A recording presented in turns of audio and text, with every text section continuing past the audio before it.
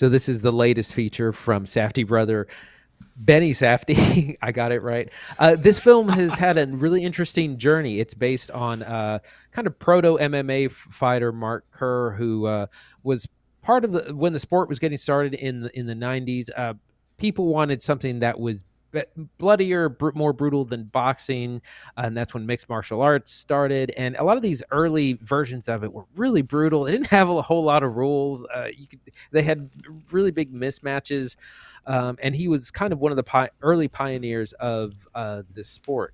So this film came to be when Dwayne The Rock Johnson, he sees this 2002 documentary about fighter Mark Kerr, and he really identifies with this guy, and he goes to Benny Safdie and says, hey, I want to make a movie based on this documentary, based on this fighter.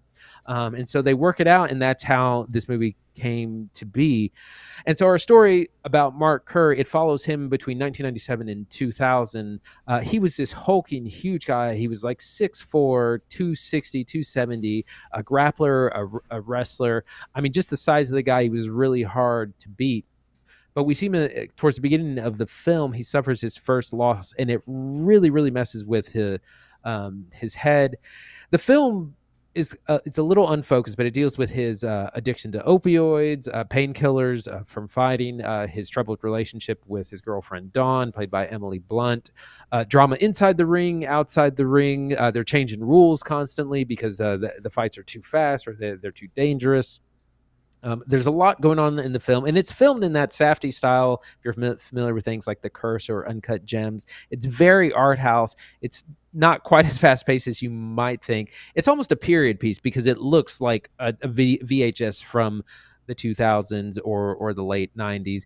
The Rock does a pretty incredible transformation and performance because he bulked up for this. He got really bigger than he normally is. He's hulking, and that's unfortunately one of the things I'm not sure the Academy will really recognize. But also, there's lots of facial prosthetics to make him look different, and he's a very soft-spoken guy, which is kind of the crazy thing because you think of these big MMA fighters being like super macho and aggressive, and he's the opposite. When he's in the ring, he's a killer, but outside the ring, he's like a big teddy bear, and so it's this interesting juxtaposition. Lots to talk about. Zach, what'd you think? So I think the Smashing Machine is, like you said, you kind of nailed it perfect. I think it's unfocused.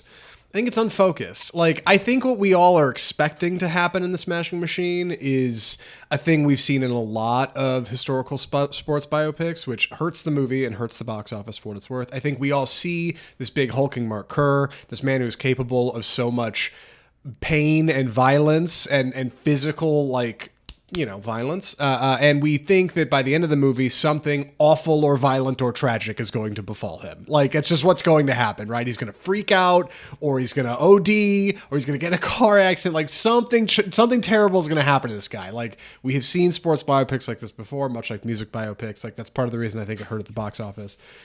And like Smashing Machine isn't really about that. And that's a good thing. I think for those out there who are like big film goers, who like going to see movies, maybe listen to this podcast, like you're probably going to like that that's not necessarily what the story is here. But the story we have left is stunningly similar to the 2002 documentary. I actually watched a little over half of it today, prepping for the show. I found it online. It is crazy how much of it is the same. If you go watch it, you will be shocked by how much of it is like almost dialogue word for word lifted from the documentary, which leaves you feeling like Safdie didn't really make his own thing here. Like, it definitely just feels like it's a dramatization of something else. Like, the plot is the same, like scenes are word for word the same. And watching the documentary is immediately more engaging and attractive than watching the fictional version of it. Because one of them is real people riffing off of themselves and their consciousness and who they are and speaking from the heart. Kerr talking about who he is. Dawn talking about her role in his life. Mark Coleman, opposite him, played by Ryan Bader in a first-time feature film performance, who's tremendous. He's in that a lot. Like, he's a big part of it. All of that is a lot more interesting than I think what's happening here in Smashing Machine. So what are you left with, right? You're left with The Rock putting on this incredible larger-than-life performance. Mark Kerr is huge. He's 3 times the size of anybody else that shows up in this movie. It's insane how big he is. And he's this guy who is so sensitive and is such a small person inside of this huge hulking body. He's got this soft voice. He is such a nice guy. But as soon as that bell goes off, he is ready to pound sand, right? Like, and anybody on the other side of him is going to be a pulp, right? There's going to be nothing left of him. That's interesting. And that's good. But I think the movie doesn't manage to stick anywhere specific. It doesn't land a bullseye anywhere. And like without that, you end up with a movie that just feels a little bit hollow, especially because there's a documentary that's just like it that already came out that you can go find online for free. Yeah, it's shot in a very documentary style, that kind of fixed camera, or like a news camera following them around. And the whole time I was thinking, I was like, I would rather watch a documentary about this guy. That seems like it would be kind of just more accurate, or just more interesting. And I think that's one of the things. This is very strangely paced. It is very slow, and it's a little boring. And I was like, we got 20 again. You get 20 minutes in, and you kind of know how it's gonna go. And I was like, oh no, this is so slow. Is the whole thing this way? And it is come over you.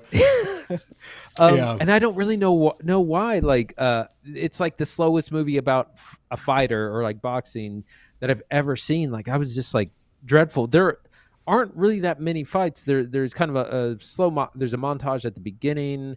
There's a fight at the end of the first act, and then there's like an hour without any of that. And so I think that hurts the box office, because who is this for? It's not for MMA fight like fans. Like, they're gonna be bored out of their minds. It's more for indie film fans. But I mean, a lot of people may be deterred by the violence, but the pacing was just really slow. And like I said, there's too many storylines going on, and they're all unfocused. The movie reminded me a lot of The Wrestler. Darren Aronofsky, I couldn't remember his name. Mickey Rooney. Film not Mickey from Rooney. 2000. I can't remember. Who's the wrestler? Mickey Rourke. Mickey Rourke. Mickey I was Rourke. like, not Mickey Rooney. He's in the 50s. That's not him. No, I'm sorry. Yeah, I put you on the spot. Right. Go ahead. So Darren Aronofsky's The Wrestler, which is an incredible film about a man who is essentially addicted to wrestling. He's pro wrestling, not like Olympic wrestling. And he's addicted to the glitz, the glamour, the crowd. And that character starts to make a comeback both inside and outside the ring. And, he's working on things with his daughter, but it's so much where that film is about his tragic downfall because of his addiction to the sport. And it's really focused in that way. It's a great film. It's really tragic as well. And this is it's about too many things. And the drama is just kind of missing. Like, their relationship, there's a really dramatic scene late in the film that feels really unearned, kind of comes out of nowhere. His addiction is kind of just, he gets addicted and then gets over it, gets sober really quickly too. It kind of happens in passing. It's so unfocused, and if it would have been about a fewer things and developed them more, I think it would have been more interesting. Yeah, it's interesting watching The Rock in this role, because you kind of engage with this metatextual feeling that, like, he has obviously experienced a lot of the same emotions Kerr does, right? He's this huge hulking wrestler. He looks great in the ring. Like, that's where he's most natural. That's where he built his career. So when Kerr is struggling with addiction, you start to wonder a little bit, has Dwayne Johnson ever struggled with this stuff? When Kerr is arguing with his girlfriend and keeping it contained, but then like he can't help but like want to take out some of that aggression and tears a door off the hinges. It's like, that ever happened to Johnson? Like, you get this, you get that connection in the theater for sure. And I think that's part of what makes Dwayne Johnson's performance here so electric. Like, there are certain scenes in here where he's trying to negotiate with Japanese business owners who run this thing about his payment, or he's trying to get pain medication. He's talking to his trainer about this, like, this situation that's happened to him. That stuff all feels really authentic. Like, and that stuff feels really good. We should talk about Emily Blunt. I did not mind her so much first time through, and man, I came out of the theater and a lot of people were like, she is not awesome in this. And I think you were the first one to identify that. And since then I've kind of thought about it, and I've realized there's a lot of great points that I didn't see. I was impressed by the fact that she's like not speaking in a traditional accent, but she doesn't have the benefit of prosthetics like Kerr does, short of augmented breasts, which I didn't know about till I was listening to another podcast. Otherwise, like, she kind of just looks like her and she's kind of doing her thing. And when Johnson is going for like Oscar work in like heavy prosthesis, like, she kind of just seems like she doesn't have a big enough role here as Dawn, the girlfriend, who's like not really a great fit for him. They've got these problems, like domestic issues. What do you think, Andy? As Roger Ebert famously said about Shelley Duvall in The Shining, she's written as shrieking dish rag.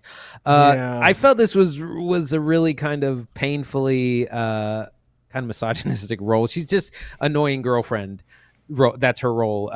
Every time she comes into the scene, she's not a downer, but everyone on screen is like, "Why are you here?" Everyone's clearly like her is chumming it up with the boys, and he's having a good time. She walks in the room. It's a drag for everyone else. The movie hates her. Yeah, it's really weird. Yeah, she's just written very one dimensional, and she's just there to be annoying. And she's not like she's trying to like make his protein shake, and he's like, "You didn't make it right. You're not paying attention to me." Like he only complains, and she's trying to like help out his life and his career, and is the only one like concerned about his addiction. Which I think there's a little bit of an interesting look at masculinity here, where his closest relationships are with his other fighters, his trainers, his other kind of male friends, and his girlfriend is just this annoying person that they don't want her around when he's training, when he's going to fights. And I think you could have written that role a whole lot better. She is completely wasted, and like I said, she's just annoying girlfriend number one. Yeah, like it's really a shame. Like as the movie kind of starts and gets going, I felt like, okay, the two of them have this like cycle of problems, right? One of them will do something wrong, the other one gets upset, and then the other one does this and this happens, and she doesn't really work, and he seems to make all the money, so she tries to take care of him and doesn't always get it right, but she's trying her best. And then behind closed doors, she's a little different, and like, but yeah, nobody in the movie likes her. Everybody dislikes her. Everybody thinks she's bad for Mark and she should get out of there. And then the movie mostly draws her that way. And it's really tough. She's a lead weight in the film. Like every time she's on screen, it hits the brakes. And it's weird because you'd think you know this in scripting if you're putting it together, but there wasn't a lot of, I say there wasn't a lot of scripting. There's a script here, but again, it is nearly lifted wholesale from the doc. This is Benny Safdie copying somebody else's homework. And I wish it wasn't, because it doesn't seem like Josh is doing that with Marty Supreme. They're both doing historic sports biopics. But this one is just so direct, one-to-one from that doc. And I did want to mention, before I keep hammering this, and we should move on to final Rex, but where it comes from, you already explained that Dwayne Johnson had approached Safdie about doing this project. He came to Safdie with the doc in 2019 and said, "Hey, I want to do this. Let me know what you think." Safdie said in interviews that COVID put the brakes on the whole thing and it just sits. But he said that he kept seeing photos on his phone and he kept thinking about it. And Benny Safdie just keeps wandering back to this idea of Mark Kerr and the Smashing Machine. That's part of the reason he wanted to make it. And walking out of the theater, I was thinking about that and thinking, I guess part of the point is unrealized potential. Like the idea that you can be something great even if history doesn't remember you so much, that your life can be one of tremendous opportunity and growth even if you don't get there. Because when I watch The Smash Machine, that's what it feels like. It feels like a movie that's supposed to be something lofty and tremendous, but it just doesn't end up getting over the line. It doesn't have that pop or that swing or that, I don't know, that movie magic that turns it into an Oscar winner. It just feels good. But then I talked to you about it on this podcast, and you remind me that it got a 15-minute standing ovation at Venice Film Festival, and they gave him the Silver Palme d'Or. Yeah, right. It was going to be the greatest feature ever. Yeah, weird. And it seems like a film that's supposed to be a worldwide phenomenon, and just kind of isn't. Yeah. Any other thoughts or recommendations? I feel like that's dour. Yeah, a couple of things. Number one, some people pointed out Mark Kerr wasn't really an important part of MMA. He was a renowned fighter, but he wasn't a champion. He didn't have an incredible win streak, or he was just kind of a huge ass dude that fought for a little bit. So it's you have someone that's not super consequential to the sport. And also the last thing I want to talk about is the budget. This is a $50 million film. That is a lot for A24. That's a lot for an indie art house movie. Usually you're going to spend $20 to $30 million, and that might be a lot for an Oscar film. The Brutalist from last year, $10-15 million. Usually these budgets are way smaller. They went way over. I mean, it looks good. The fights look good. They're in this big crowded auditorium. Benny Safdie talks about 400 extras and just these crazy big sets. And that part looks convincing, but it's just too expensive. They're going to lose a ton of money on this. Yeah, I don't know. Do you know how much The Rock made for it? I don't know if they ever publish that I stuff, I but I typically don't. I'm sure. he I'm sure demands a he took a pay. high. Yeah. I'm sure he took some of a pay cut, but he's not cheap.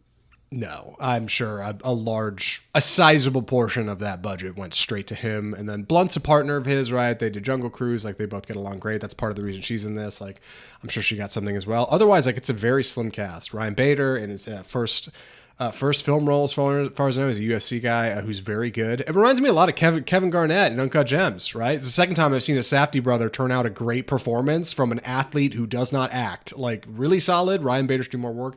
Oleksandr Usyk is in this movie, who is currently UFC fighter and legend and Olympic athlete. Like, we've seen a pay-per-view. Boxer. Yeah, Usyk, excuse me, I'm sorry. Boxer.